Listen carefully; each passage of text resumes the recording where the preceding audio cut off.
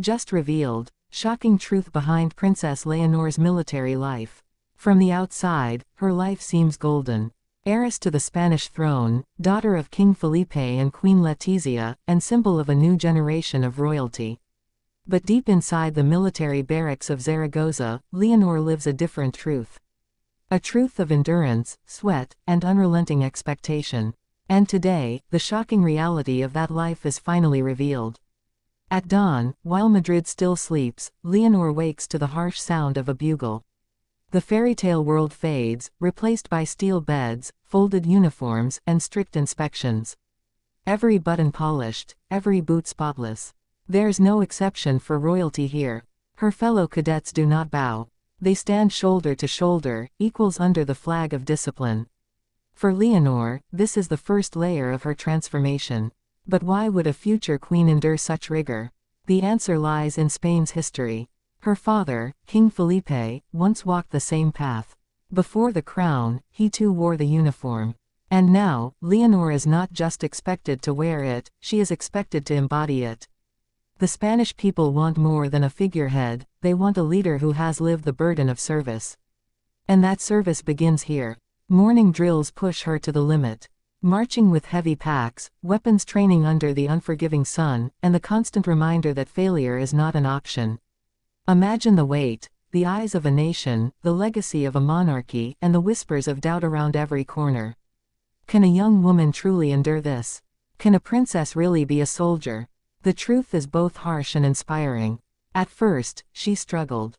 The endless push-ups, the tactical maneuvers, the sleepless nights. Her body resisted. Her spirit wavered. But Leonor refused to bend. With each passing day, she discovered not only her strength but her resilience. She wasn't just proving herself to the military, she was proving herself to her people.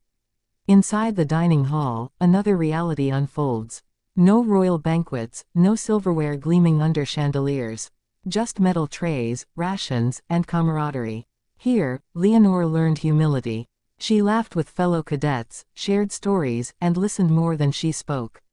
And in these moments, the walls between princess and soldier crumbled. She became one of them. But behind the smiles, another battle raged. The whispers of tradition clashed with the demands of modern duty. Some in Spain questioned her path. Why should a future queen suffer in uniform? Others praised it. This is what leadership means. The tension built a narrative larger than Leonor herself. She was no longer just a royal daughter, she was the embodiment of a nation's debate about monarchy, duty, and sacrifice. As months turned into years, her training deepened. Survival courses in the wild. Navigating rivers in the dead of night. Standing in the rain for hours, waiting for the signal to move. And through every ordeal, Leonor carried herself with quiet determination. Not seeking pity, not craving applause, simply doing what must be done. And yet, the most shocking truth wasn't the hardship. It was what she discovered in herself. Strength she never knew existed.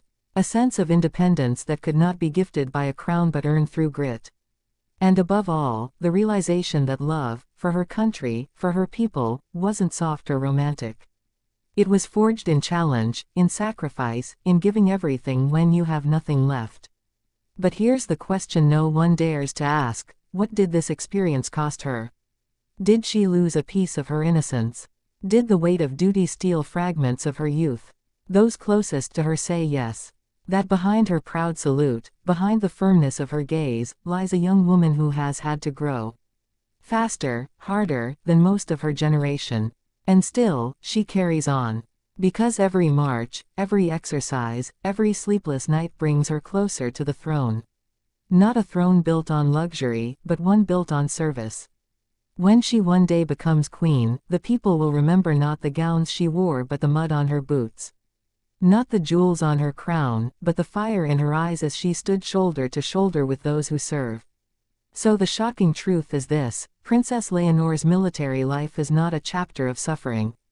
It is the crucible that will define her reign. It is the story of a princess who dared to step out of the shadow of privilege and embrace the weight of responsibility. And when history remembers her, it will not whisper of fragility. It will roar of strength. Because in the barracks, in the field, in the heart of discipline, Leonor has already proven what few believed possible: she is not just a future queen. She is a leader forged in steel. And this is the truth the world was never